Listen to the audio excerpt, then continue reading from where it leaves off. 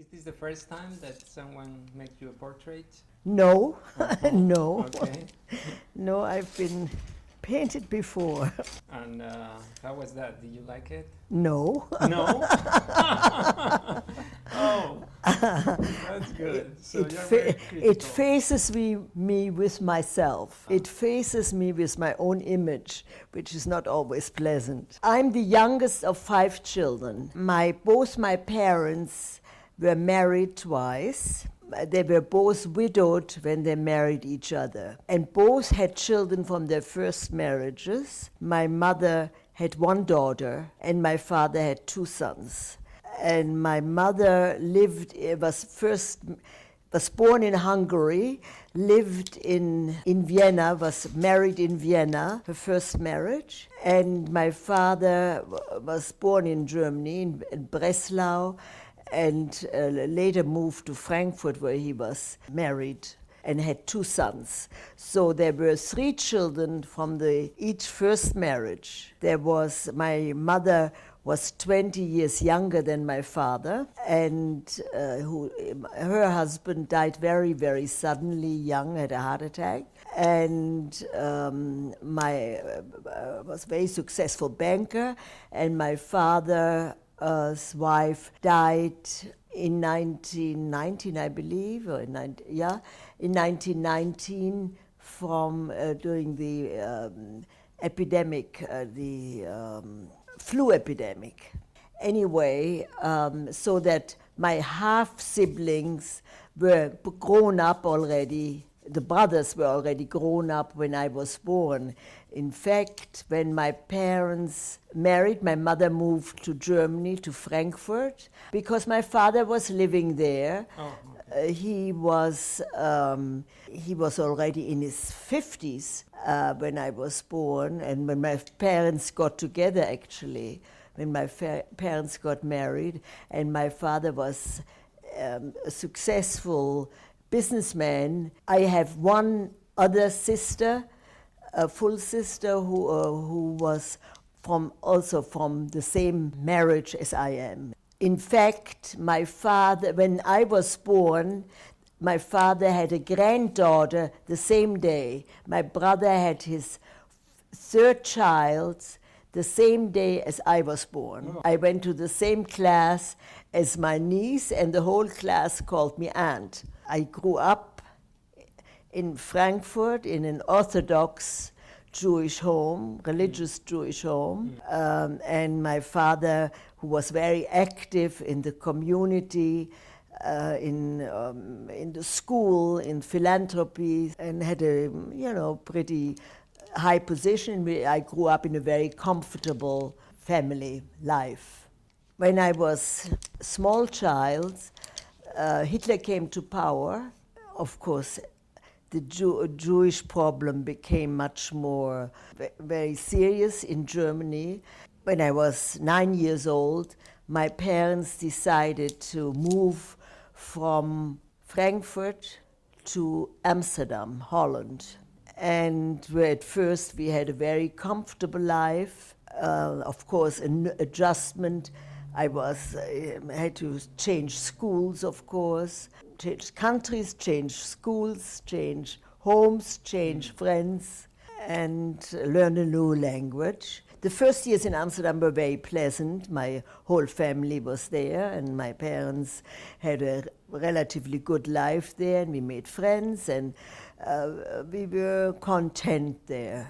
What stands out was that my father, who had already been ill at the end in Germany, probably as a result of all the pressures and responsibilities, became quite ill and ultimately died in 1937.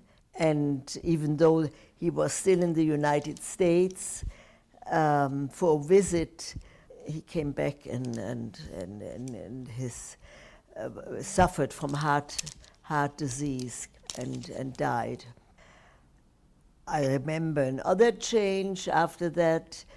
We changed homes.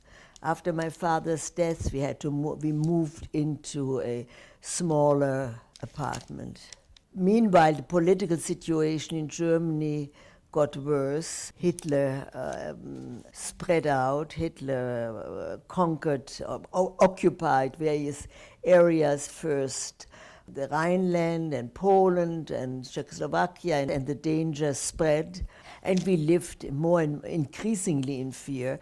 And ultimately, in 1940, the Germans marched into Holland. So we stayed, and in the meantime also we took some children into our home who were actually the children of a good friend of my father's who was still in Germany. And the children lived with us for 4 years, actually. It was a very difficult time for many reasons, really.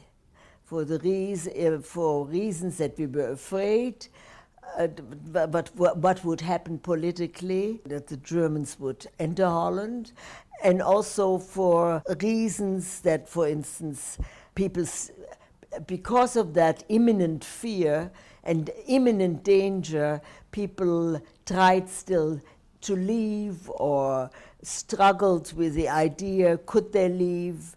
Was it possible? Did they want to leave, etc.?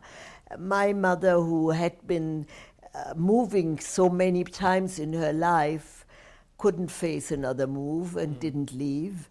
On May 10th, 1940, the Germans declared war on Holland, which lasted 4 days.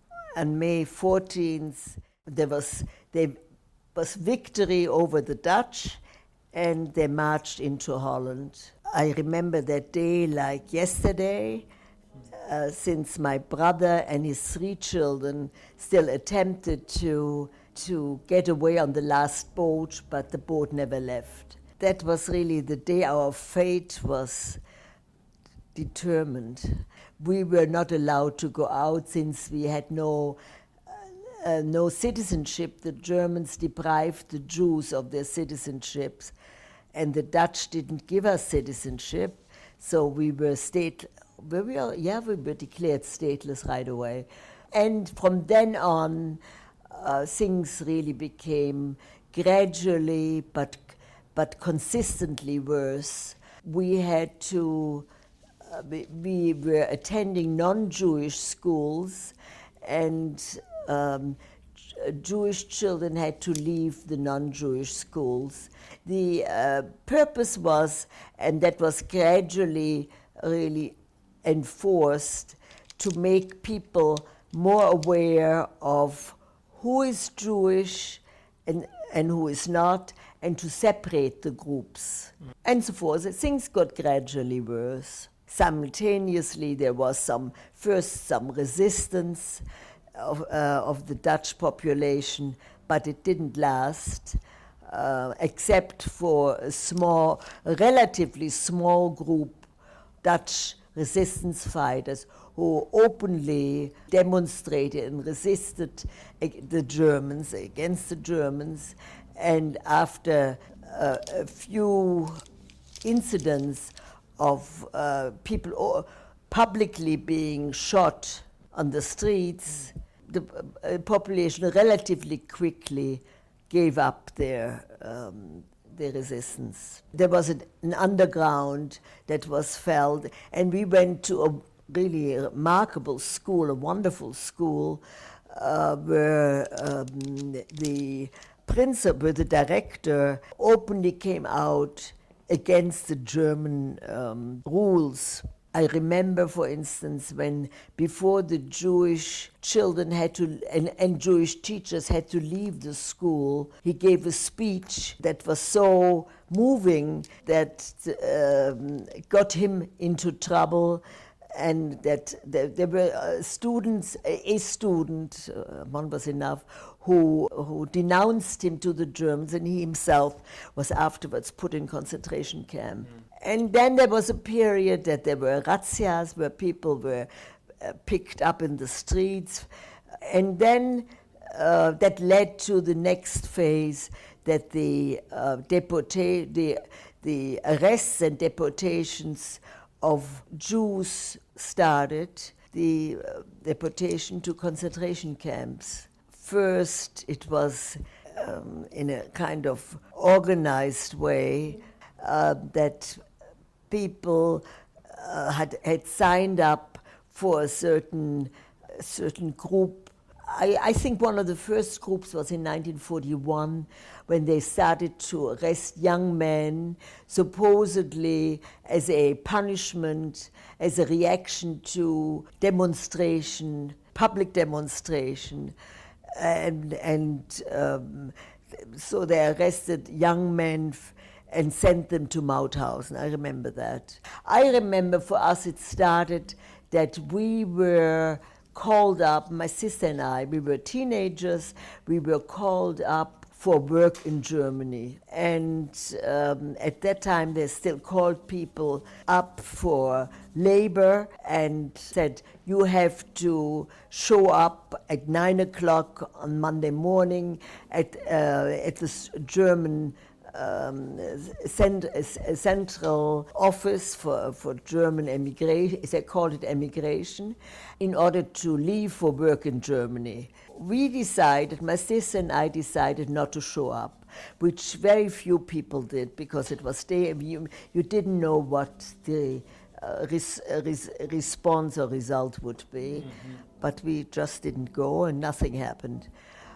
Then the Germans learned and didn't do it this way anymore, but just picked the people up at home or on the street. And it got worse and worse. It got more intense. We couldn't get out anymore. We didn't even try, which was dumb, but we did it. And there were so many, I'm reluctant to tell you all the details because there were so many incidents that I come suddenly back. We were still in Amsterdam until relatively late, which was the end of 1943, September 1943. One Saturday morning, my mother and I decided to go to Jewish services. Most Jews were already deported by then. There was still one small group, and we decided to go there. On our way back, we were followed by a Dutch policeman who saw that we had taken off our stars. We refused to wear the stars that Jews had to wear. They followed us, they arrested us, and our neighbor was the Hungarian consul who came supposedly to our rescue, invited the policeman in to have a drink in his house so that we had some time to get ready. We then got ready, and then they took us to the prison in Amsterdam, the three of us, my mother, my sister, and myself. And it was the beginning of the end, really. I shouldn't laugh. It was so unreal. We were still joking when the policeman who checked us in prison said, well, when the Queen returns, she will ask who was not in prison and why not. Slowly but surely we realized that it was serious and it was real. And after a week in the prison, we were sent to the central headquarters of the Germans, where we stayed overnight, and we were brought to Camp Westerbork, which was the transit camp in the north of Holland. The shock was enormous. We had lost really our freedom and our dignity and our home and our environment and everything. And we listened to the British BBC, and the BBC every single day reported on Jews being gassed in Auschwitz. First we didn't believe it, but I don't know what we thought, but we thought it wasn't true. I think partially because we had no way out, and our only possibility was to decide that's not true, to deny it. Otherwise we would go crazy. Anyway, we had to work in Westerbork, and I worked in the hospital as a nurse. I was a child, but I worked as a nurse. One of the most terrible things in Westerbork were the transports. Every week were transports to the death camps. Everybody had to go. So there were scenes in Westerbork that cannot be described. There were these terrible, terrible scenes of families being torn apart, people being sent away. And somewhere people knew that it was the end. Sometimes you had scenes like people gave babies out of the window to somebody, to just somebody. And then in January 1944, we were, after about 3-4 months in Westerbork, we were put on the train with a group of women and children. Nobody knew where we were going. We were just sent off. And then suddenly we were told, you go to Ravensbruck. The only ones who knew what Ravensbruck was were my mother and my sister and I. After, I think, a trip of 3 days, and in the middle of the night we arrived in a place with a lot of noise. They opened the doors. The SS received us with dogs and screaming and yelling, out, out, out. And we were all in shock. I remember that like today. 28 083, 28083. It's funny that I know it so much better in German. Mm-hmm. 28023. Dehumanization, that's called. And it works. People eventually really question how human they are. It works to the point that sometimes people forget who they are. Ravensbruck was a terrible camp, really, an absolute terrible camp. We were there about 4 to 6 weeks, and then they moved us to a different, what they called block, a different barrack, with 1,000 people living together, 500 on each side. I volunteered to work for for Siemens, for the factory.